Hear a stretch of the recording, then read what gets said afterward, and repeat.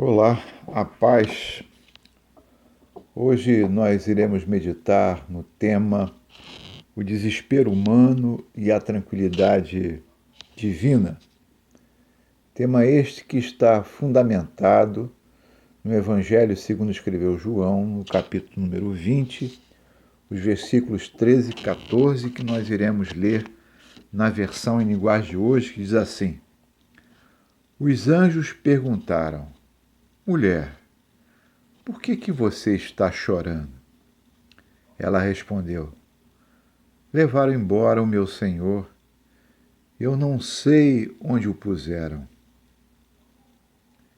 Versículo 14. Depois de dizer isso, ela virou para trás e viu Jesus ali de pé, mas não o reconheceu. Esse texto da palavra de Deus,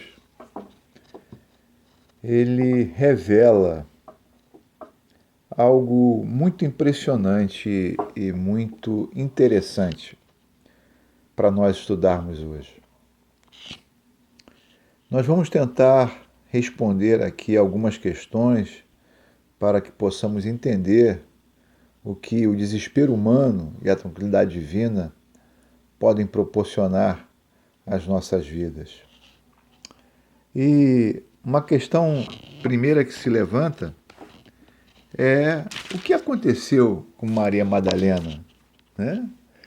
Nesta hora, quando ela viu Jesus, nesta hora, quando ela se deu conta, num túmulo vazio, onde estavam dois anjos, e que a indagaram: por que você está chorando?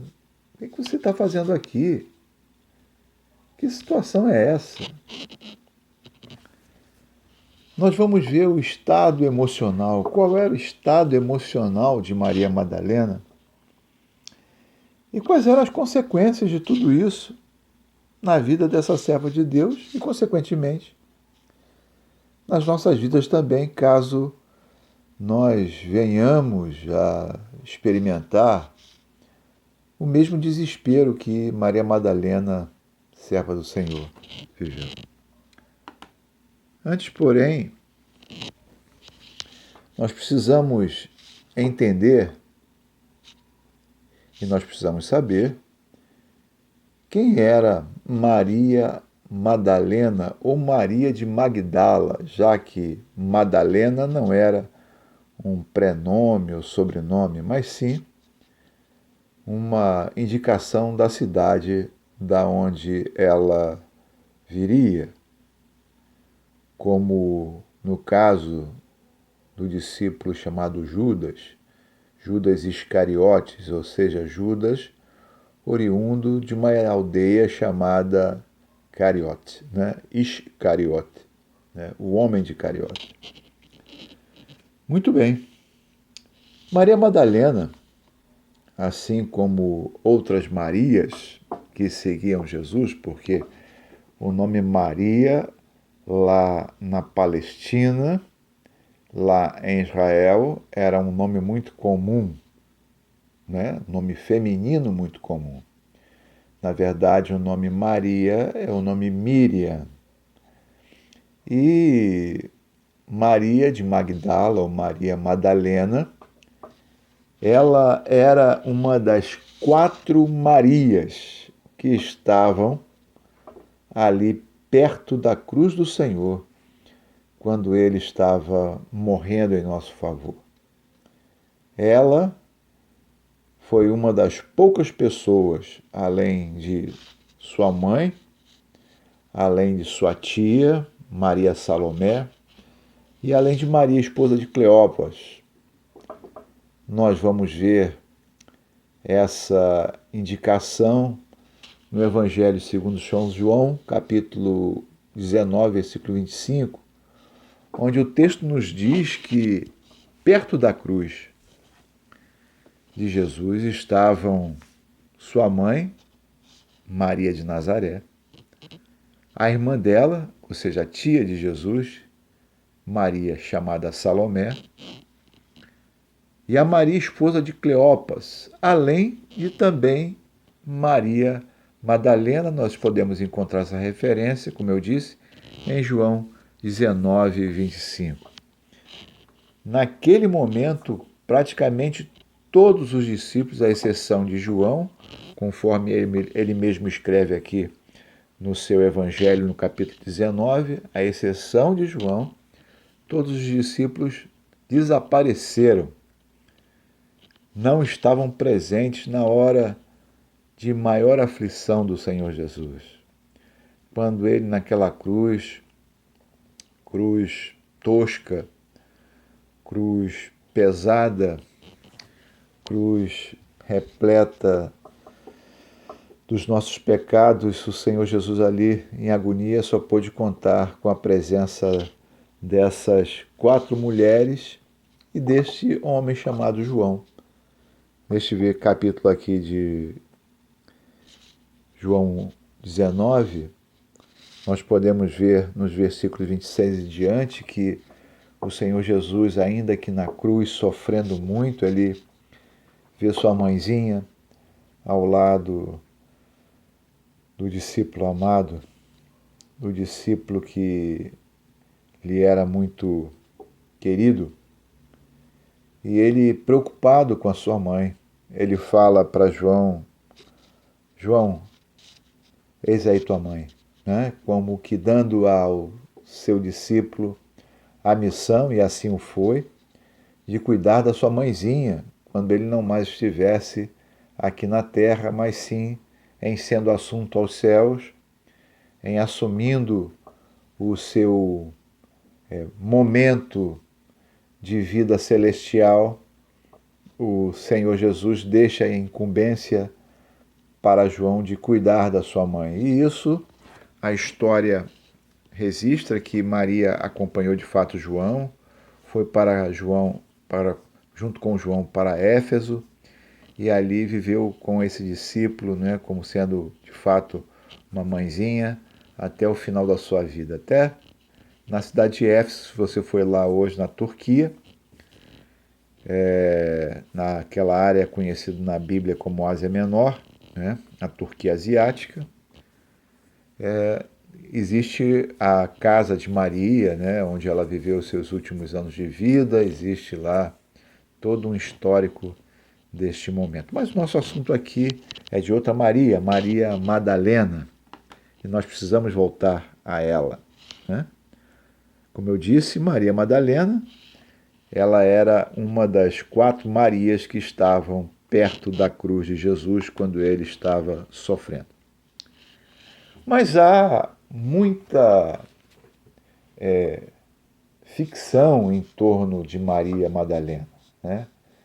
Nesses últimos anos, nós temos visto uma série de obras literárias, cinematográficas, enfim, vários textos que descrevem uma Maria Madalena apócrifa, né? Uma Maria Madalena que não corresponde à pessoa real, à serva de Deus, aquela que teve o encontro com Jesus e que, de fato,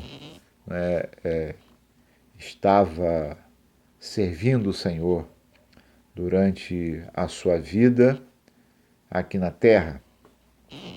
E temos aí, né, escritores como Dan Brown e tantos outros que tentam incutir uma imagem, como eu disse, fictícia, falsa de Maria Madalena, mas esse historiador, o professor Michael Hans, neste livro Maria Madalena, da editora Zahar, ele faz colocações interessantes sobre essa pessoa real, essa pessoa que fazia parte do grupo de Jesus, essa pessoa que foi, de certo modo, difamada pela história eclesiástica, né?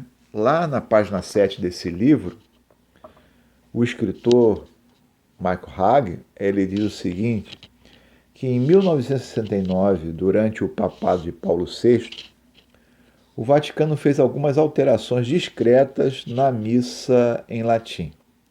Até então, a leitura para o dia da festa de Maria Madalena, no dia 22 de julho, vinha do capítulo 7 do Evangelho de Lucas, em que uma mulher sem nome entra em uma casa onde Jesus estava, onde Jesus era convidado para o jantar, e ajoelha-se perto dele. Então, o que o professor Haag diz? Ele diz que esse equívoco hermenêutico, né, que ocorreu na história eclesiástica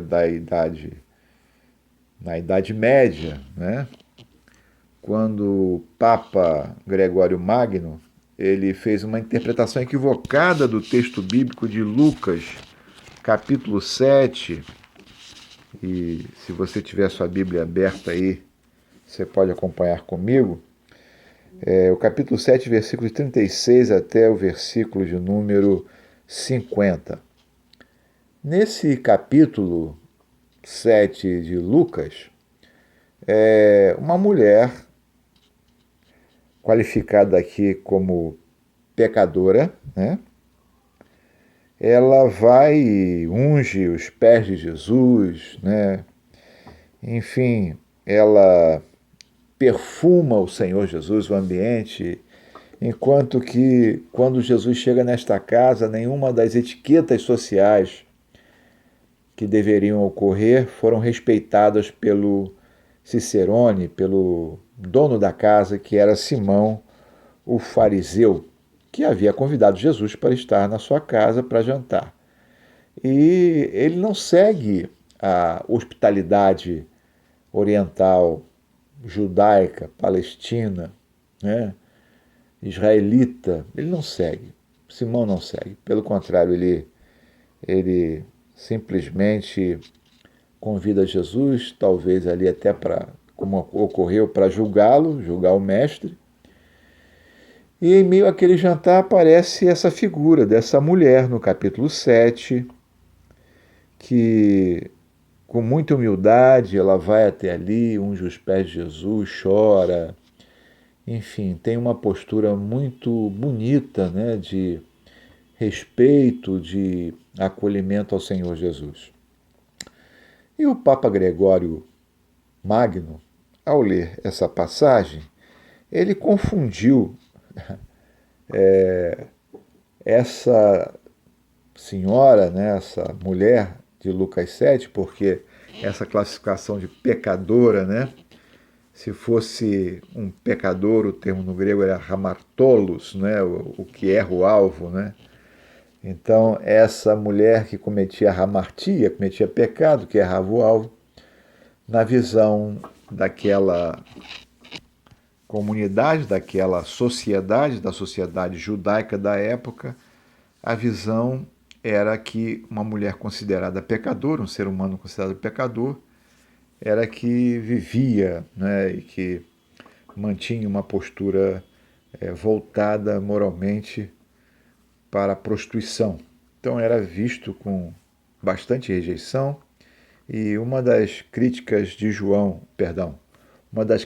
Simão a Jesus, esse Simão que convidou o Senhor Jesus para jantar na casa dele, era que se Jesus fosse de fato um profeta, ele não deixaria uma mulher como essa se chegar perto dele. E Jesus, ele tem uma postura maravilhosa, né? Porque ele fala para aquela mulher, né? Perdoados são os seus pecados. E ele se vira para Simão e pergunta: Simão,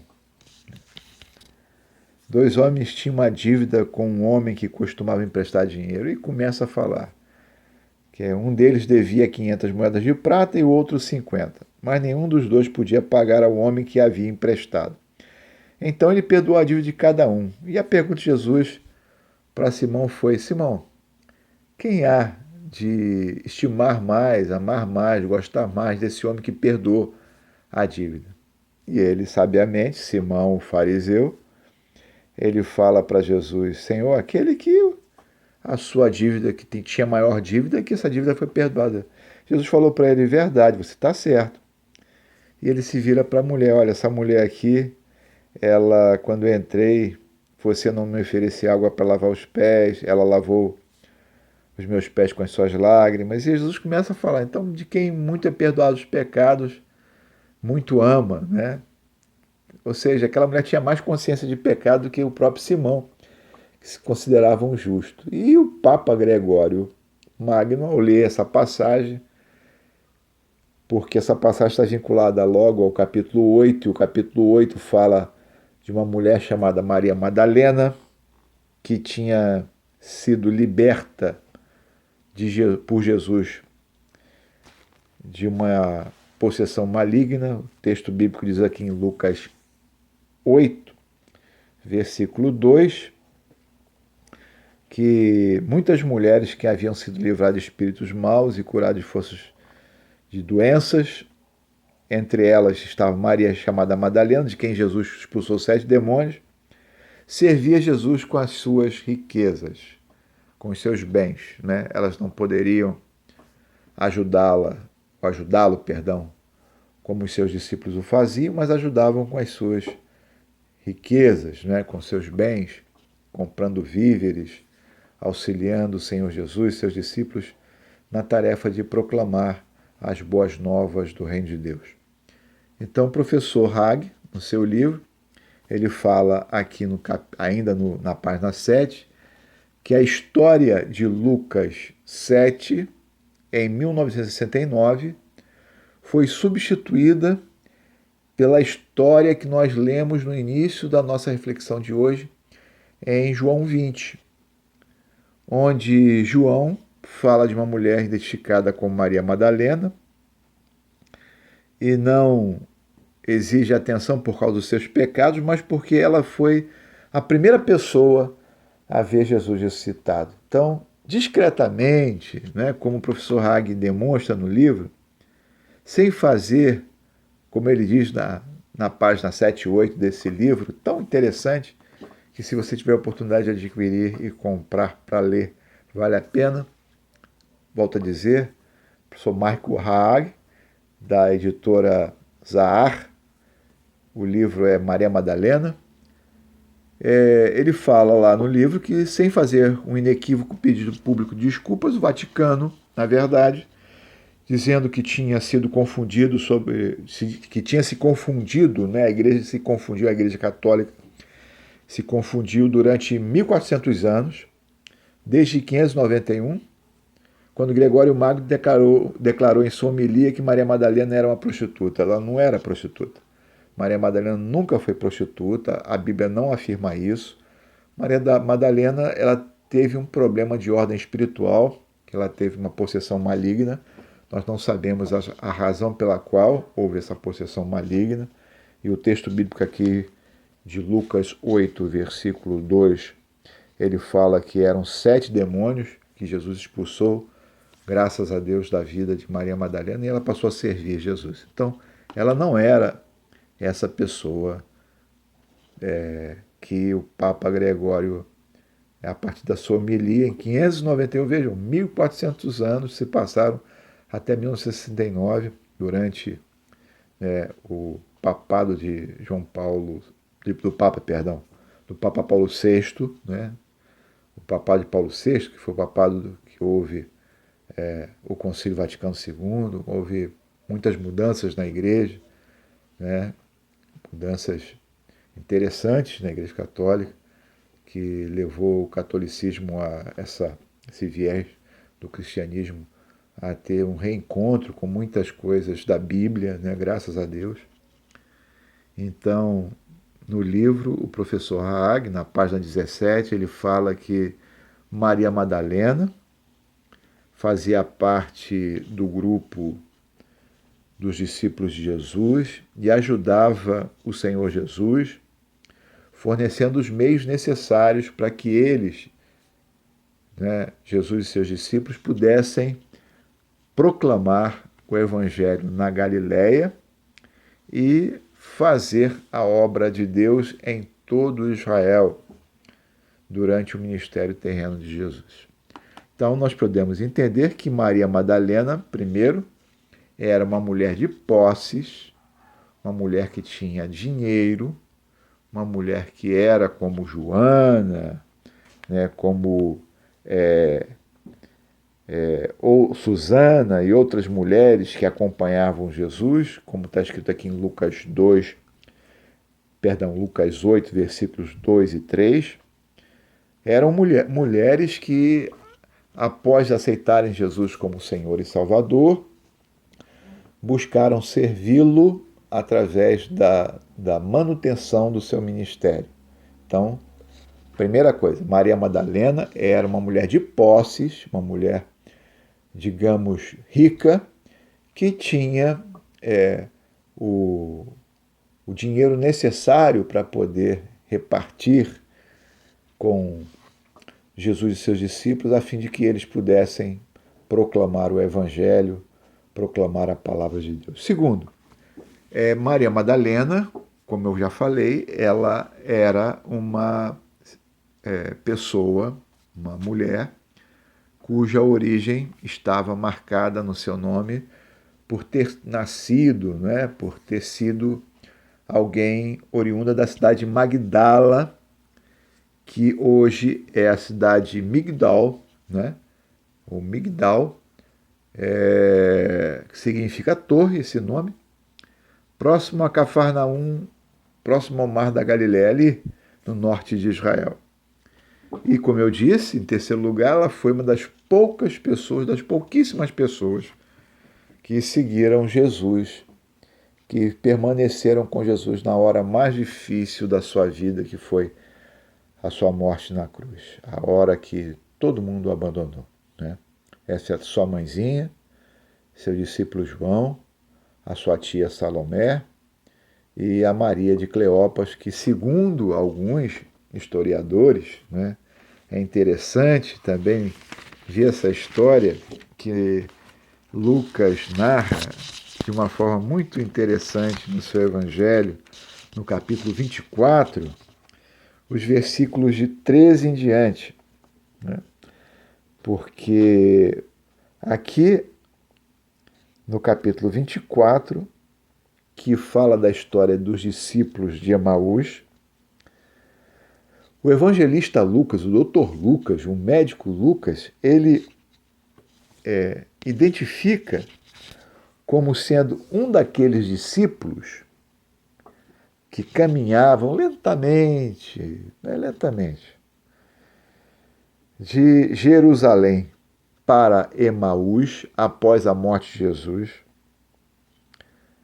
E um deles, conforme Lucas nos informa, no capítulo 24, versículo 18, tinha o nome de Cleopas ou Cleófas. Na verdade, não eram dois discípulos, era um casal, era Cleófas e sua mulher Maria, que estavam caminhando, tristes, né? Por terem visto Jesus morrer e não terem se dado conta da ressurreição do Senhor. Então, o texto fala aqui em Lucas capítulo 24, versículo 13, só a título de esclarecimento, que no mesmo dia que Jesus morreu, né? Naquele mesmo dia que Jesus,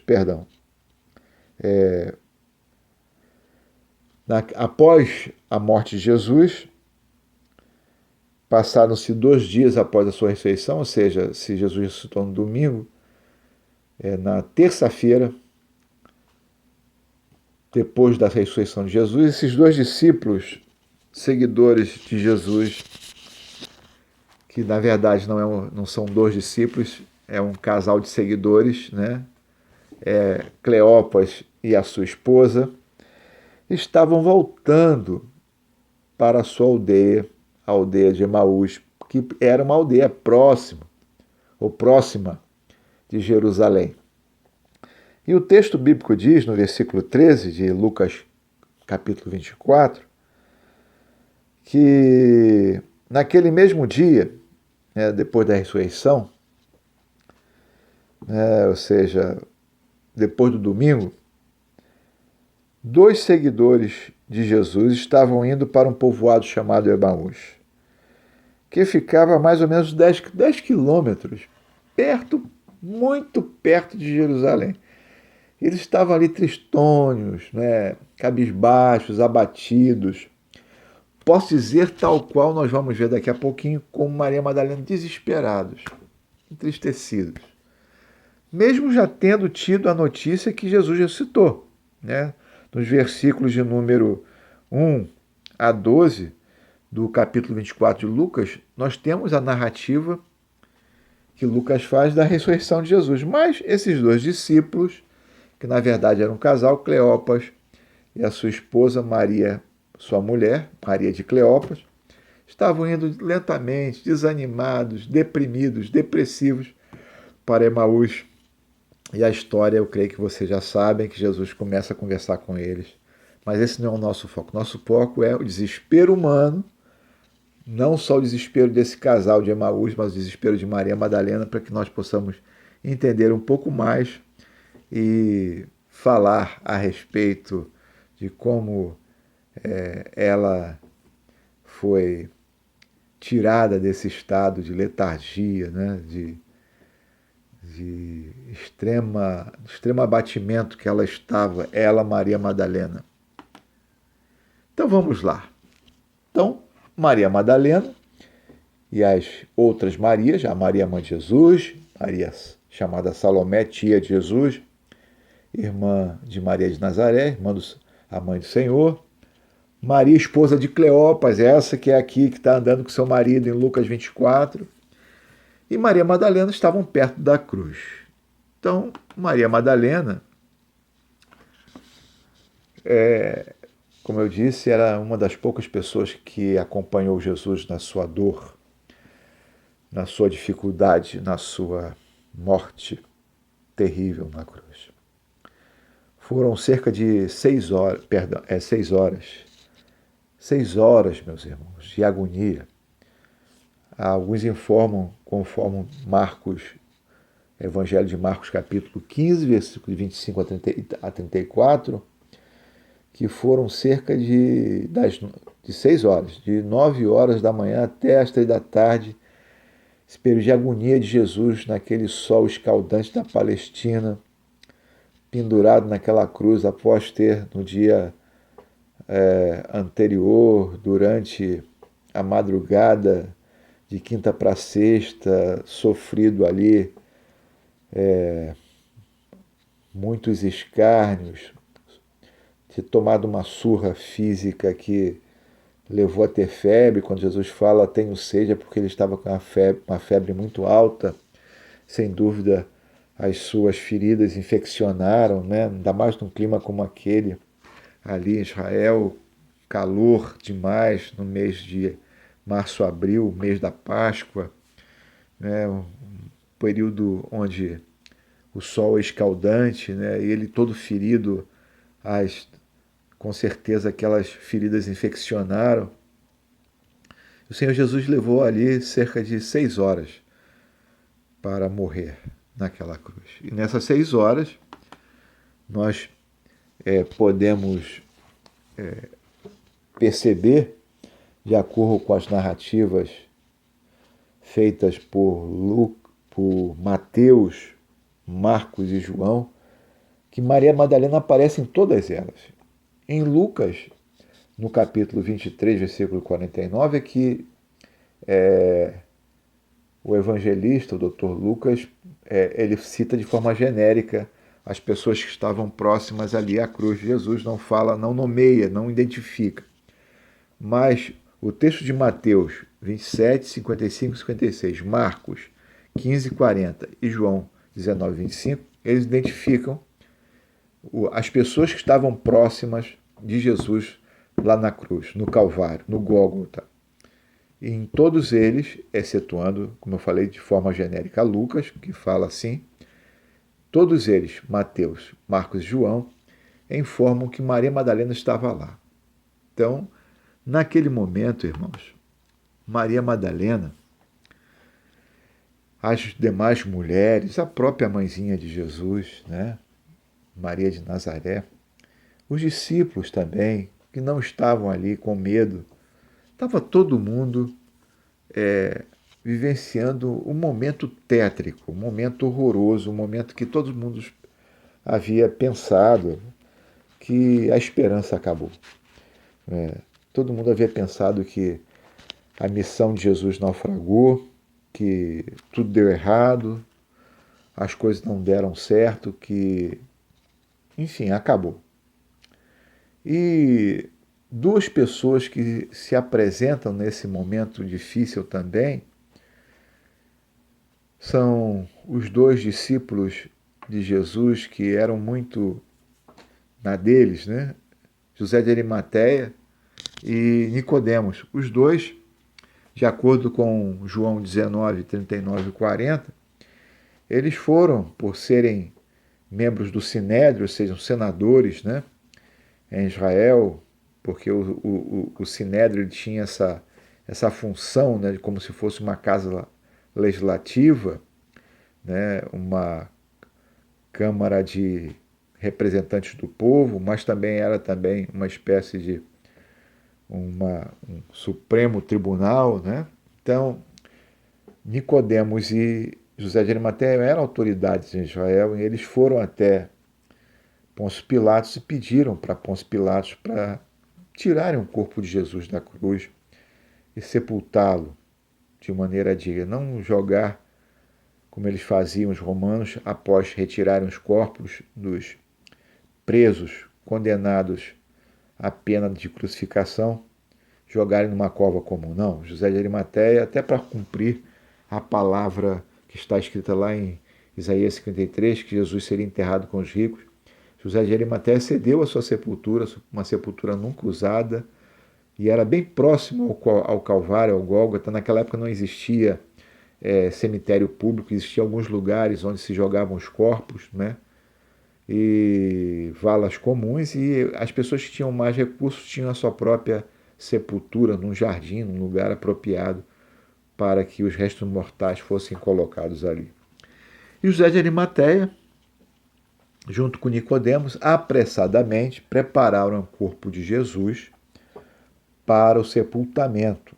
O texto bíblico diz, né, aqui em João, capítulo 19, versículos 39 e 40, que como era já tarde, né, já se aproximou, Jesus morreu na sexta-feira às 3 da tarde. Então, o sábado, o Shabat judaico, que as pessoas não poderiam fazer nada, nenhum judeu fazia nada no Shabat, como até hoje acontece, o Shabat, ele ocorria, ele começava na sexta-feira às 6 da tarde. Então o Shabat não começava no nosso sábado, à meia-noite, né? Como nós que temos o calendário solar, assim fazemos. O Shabat, na visão judaica, começa às 6 da tarde da sexta-feira, porque o calendário que os judeus usam, ele é lunar, não é solar. Então, como se aproximava o sábado e não se tinha tempo para poder sepultar o Senhor Jesus de acordo com os rituais, né, a, a Matseivá, como eles falam no judaísmo, os rituais de preparação, etc., né, José de Arimateia e Nicodemos começaram então a preparar o corpo de Jesus. E é interessante que o texto aqui em João, capítulo 19, 39 e 40, fala que eles gastaram cerca de 35 quilos de aloés e mirra. Aloés e mirra, né, que são plantas aromáticas. O que se fazia? Era uma pasta que eles passavam, eles primeiro lavavam o corpo do defunto, né, da pessoa morta, limpavam o corpo inteiro. Depois eles pegavam faixas como se fossem gases, né, lençóis, né, e passavam naquela, depois de fazerem com que aquela gase, aquele lençol ficasse envolto ao corpo, passavam essa pasta de aloés e mirra, essa mistura, né, que é com uma pasta pegajosa, né, para poder preparar o corpo, né, para o corpo mesmo em estado de decomposição, não exalar muito mau cheiro. E era assim, era como se fosse uma espécie de mumificação rápida. Não era mumificação egípcia, né? Que preparava um corpo para durar não sei quantos anos, mas no meio israelita, no meio judaico, fazia-se isso, né? Preparava-se o corpo dessa forma. Tanto é que Lázaro, quando ele está saindo do túmulo, ele sai pulando, quicando, porque ele está todo envolto a essa pasta de aloés e mirra, além de outros perfumes. Só que não havia tempo, porque o Shabat estava chegando, eles precisavam colocar rapidamente o corpo de Jesus na sepultura, precisavam ter agilidade, porque, como os irmãos sabem, a narrativa que Mateus faz desse processo diz que os sumos sacerdotes Aná e Caifás, junto com a liderança judaica, falaram que os discípulos poderiam inventar que Jesus ressuscitou, poderiam roubar o corpo de Jesus, então ainda mandaram uma guarnição de soldados romanos para poder guardarem o túmulo, colocaram um selo de Roma no túmulo para o túmulo não ser violado. Então tem todo esse aparato aí e que foi feito antes de Jesus ser sepultado. E foi feito de forma muito rápida, muito ligeira, porque eram apenas 3 horas que eles tinham, né, de 3 da tarde a 6 da tarde, para fazer tudo isso. E nesse momento, o que aconteceu? As mulheres que haviam acompanhado Jesus desde a Galiléia, como Lucas fala no capítulo 23, versículos 55 e 56, elas não tiveram tempo de fazer o preparo do corpo de Jesus. Quem preparou o corpo de Jesus para o sepultamento, como eu disse, conforme João 19, foi Nicodemos e José de Arimateia. Mas em Lucas 23, 55 e 56, o evangelista Lucas, ele narra que as mulheres viram José de Arimateia e viram Nicodemos colocarem o corpo de Jesus na sepultura, ou seja, colocarem ali naquela caverna, né? E que aqui dá mais ou menos uma ideia, né? A figura de Maria Madalena chorando, a pedra removida, Jesus está ali atrás, ela não conheceu, nós vamos entender já já por quê. E lá no fundo dessa caverna, Maria Madalena não viu o corpo de Jesus, né?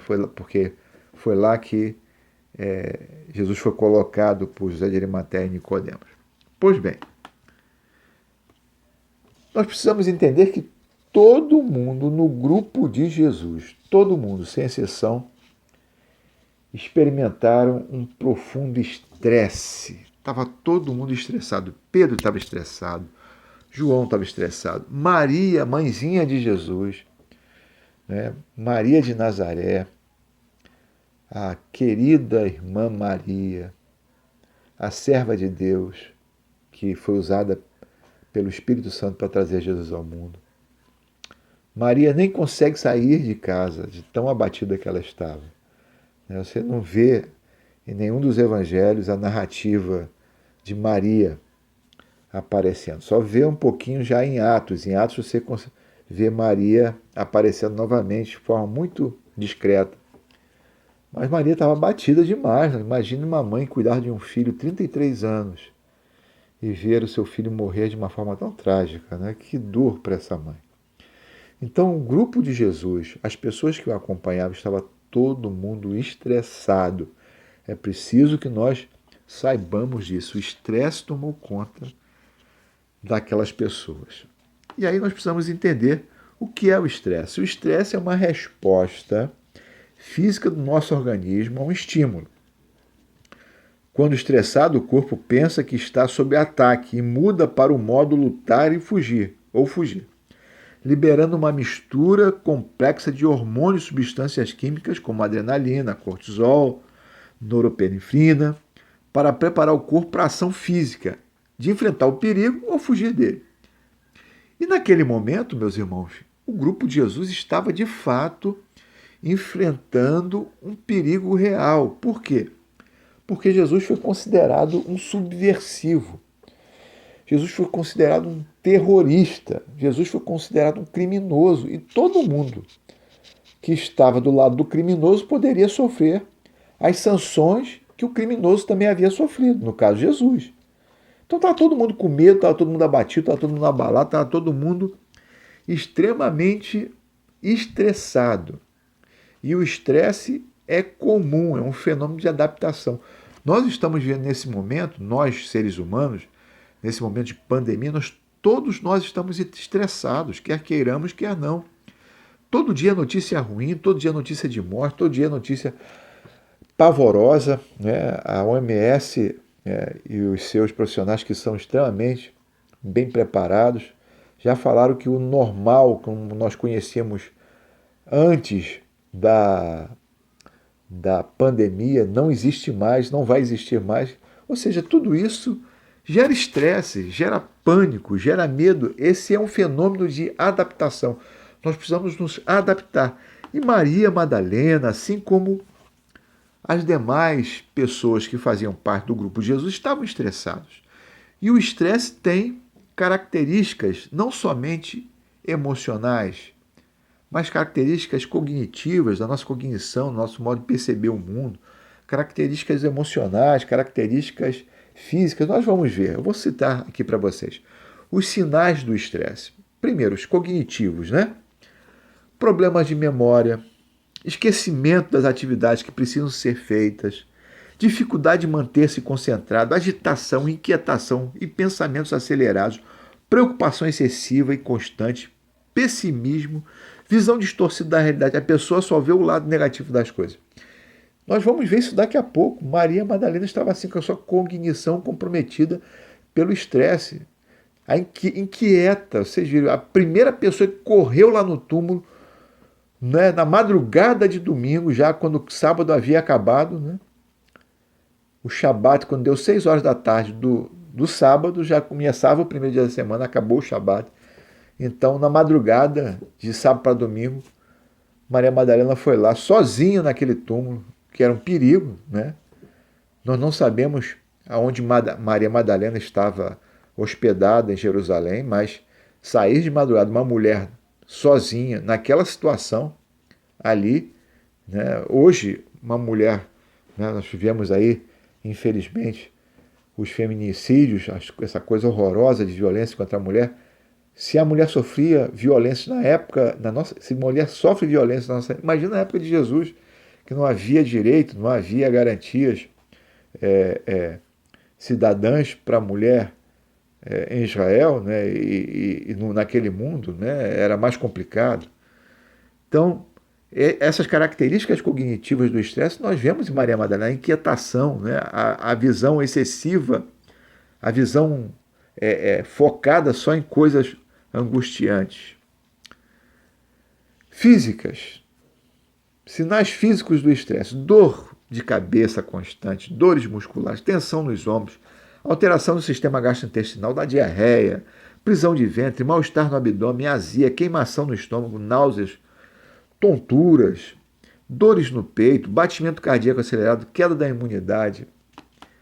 Os discípulos, todos eles deviam estar assim, né, apavorados com medo. Emocionais. Sintomas emocionais do estresse, alterações no humor, irritabilidade, explodindo, a pessoa pode explodir a qualquer momento, com qualquer pessoa. Dificuldade para relacionar. Você vê, Maria Madalena estava tensa, ela não conseguia enxergar nada na frente dela, nada, nem 2 anjos de glória, de luz, nem aquilo mexeu com ela. Sensação de sobrecarga, sentimento de solidão, infelicidade, choro fácil e excessivo, tristeza profunda. Aí, meus irmãos, nós podemos ver a partir dessas características, entender que Maria Madalena estava estressada, desespero em função do estresse.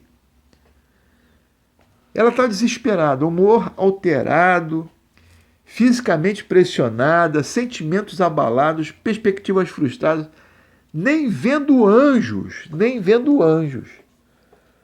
Maria Madalena acalma, que coisa, que coisa. É o caso de Elias lá no Antigo Testamento, o estresse de Elias.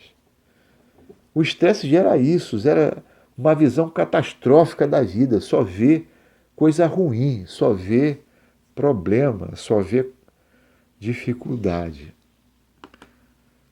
Mas, meus irmãos, esse humor alterado de Maria, esse físico pressionado dela, esses sentimentos abalados, essas perspectivas frustradas, que nem mesmo vendo anjos anima a pobre da Maria, ela está demonstrando exatamente esse processo que ela vivencia. E às vezes nós não compreendemos isso. Mas a pessoa é crente. Mas a pessoa tem a palavra de Deus. Mas a pessoa recebeu oração. Mas, meus irmãos, esse processo não é só um processo espiritual. Na realidade, é um processo físico e emocional. Que a pessoa precisa de ajuda. E interessante que nesse momento, essa característica do estresse, esse choro fácil, qualquer coisa está chorando, qualquer coisa abala. Quando Maria, diante da sepultura, ela viu a sepultura vazia, e ela no versículo 12 do capítulo 20 de João, ela viu 2 anjos ali, e quando ela vê esses 2 anjos vestidos de brancos, de luz, né, pessoas do céu, uma visão de Deus, ela continua abalada. E ela ali está chorando convulsivamente. Ela está abaladíssima. E os anjos falam com ela: mulher, por que você está chorando tanto? E ela diz: levaram o meu Senhor. Olha só a visão catastrófica de Maria. Roubaram o corpo de Jesus. E agora, que vai? Nem poder fazer uma última homenagem direito para o Senhor. Eu não posso fazer. Olha só que coisa. Que coisa tremenda o estresse faz. Ela estava abalada. Levaram o meu Senhor embora. Ela está prejudicada cognitivamente, ou seja, ela não percebe, ela não raciocina, ela não consegue pensar corretamente. O pensamento é catastrófico. Segundo, ela está focada em coisas ruins, catástrofe. Roubaram o corpo do meu Senhor. Ela viu 2 anjos. Imagine você e eu se nós virmos 2 anjos diante de nós, 2 anjos. Que alegria ver seres celestiais, né? Que coisa boa. Mas isso não acalmou. E às vezes não acalma a pessoa. Não acalma. Não é só orar, é orar também. Não é só ler a Bíblia, é ler a Bíblia também, mas há uma outra coisa que nós veremos já já. Vejam o seguinte: quando Jesus se apresenta para Maria ali, na sua sepultura, do lado de fora dela, ele está em pé atrás de Maria. E Maria confunde Jesus com a pessoa que cuidava daquele jardim, talvez um empregado de José de Arimateia, alguém que estivesse cuidando do jardim, né? Um jardineiro. Maria tem a sua cognição, a sua capacidade perceptiva, sensorial, totalmente conturbada, prejudicada por causa do estresse. Ela não consegue ver que era Jesus. Alguns comentaristas falam: era madrugada, era muito escuro. Não é bem assim. Na verdade, ela estava estressada, ela estava mal, muito mal. E quando a pessoa está nessa situação, só existe uma maneira da pessoa melhorar.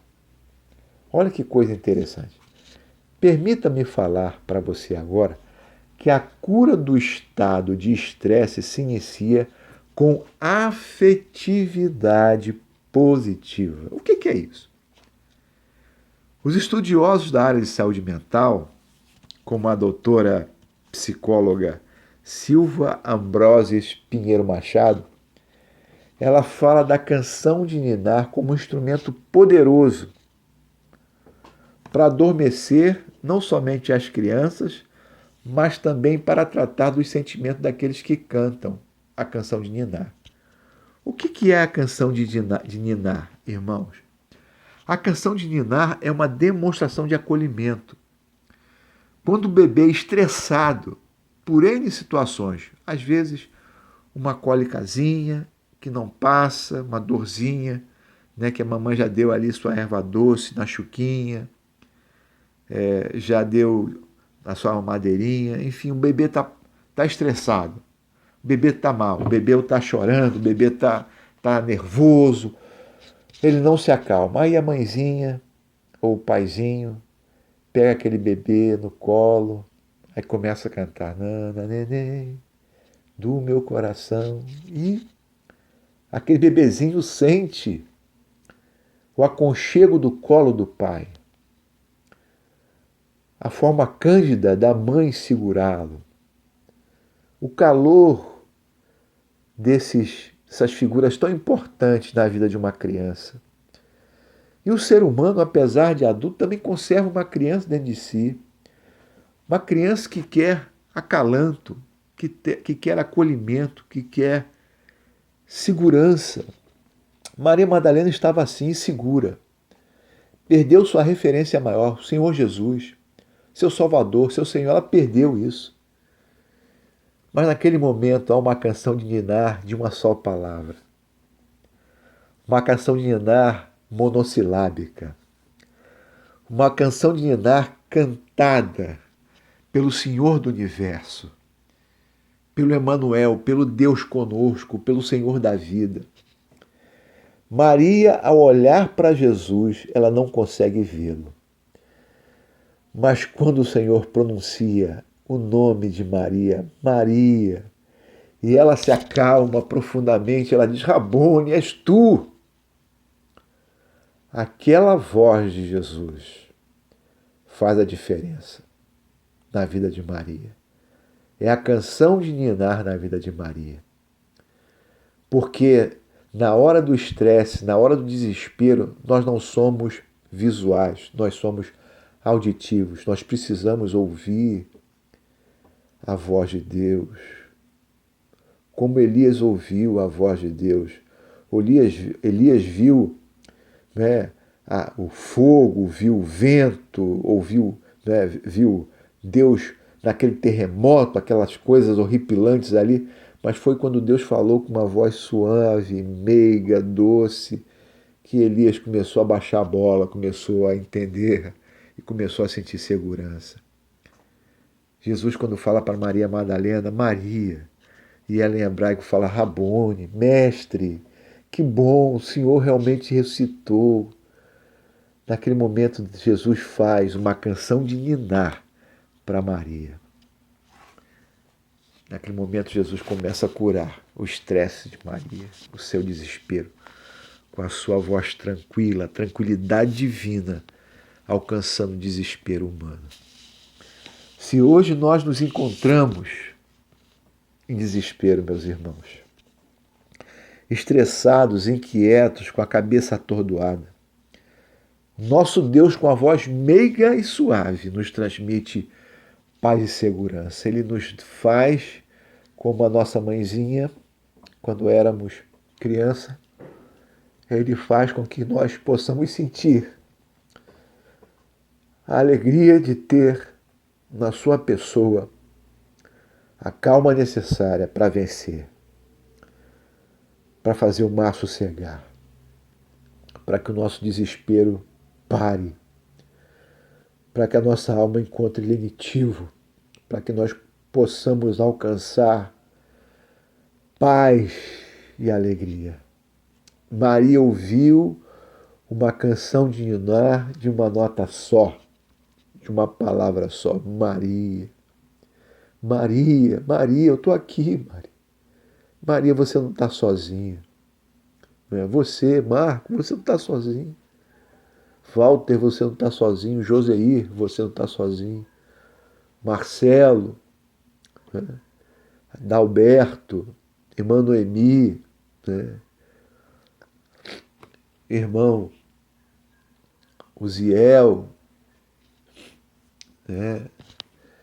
Vocês não estão sozinhos. Por mais que estejam aí, talvez desesperados, né, como eu, né, diante de uma pandemia horrorosa, um negócio terrível, um momento difícil. Às vezes parece que Deus nos esqueceu. Não, Deus não nos esqueceu. Deus não nos abandonou. Naquele momento, Maria Madalena, os discípulos, Pedro, todo mundo estava assim, meus irmãos. Nós somos seres humanos, frágeis. A criança que tinha dentro de nós, quando nós tínhamos 5 anos de idade, ela continua viva. Essa criança continua dentro de nós, atordoada, amedrontada, e ela precisa ouvir a canção de Ninar. Hoje, através de Deus, através de uma palavra amiga, através de um momento onde há acolhimento, um abraço, um aconchego. Foi isso que Jesus fez. Maria, calma, Maria, eu estou aqui. E Deus, meus irmãos, na sua onisciência, na sua bondade, na sua misericórdia, lá em Isaías, capítulo 41, versículo 10, ele fala a mesma coisa conosco. Olha a canção de Ninar que Deus falou para Israel, que Deus fala para nós também no dia de hoje. Não fiquem com medo, pois eu estou com vocês. Não se apavorem, pois eu sou o seu Deus. Eu lhes dou forças e eu os ajudo. Eu os protejo com a minha forte mão. Isaías 41, 10, na nova tradução em linguagem de hoje. Assim como Jesus falou com Maria. Maria, calma, calma, Maria. Relaxa, vai ficar tudo bem. Eu estou aqui. Relaxa, meu irmão, relaxa, minha irmã. Tranquilize-se, porque o desespero humano, ele, quando recebe a canção de Ninar divina, ele encontra paz e ele encontra harmonia para o seu ser. Que Deus possa falar com você nesta noite, neste dia, nesta tarde, neste mês, neste ano, e que você se tranquilize, sabendo que o teu Deus não te abandonou. Ele estende a sua forte mão para te proteger e para te abençoar. Fica esta palavra. Deus nos abençoe. Em nome de Jesus. Amém.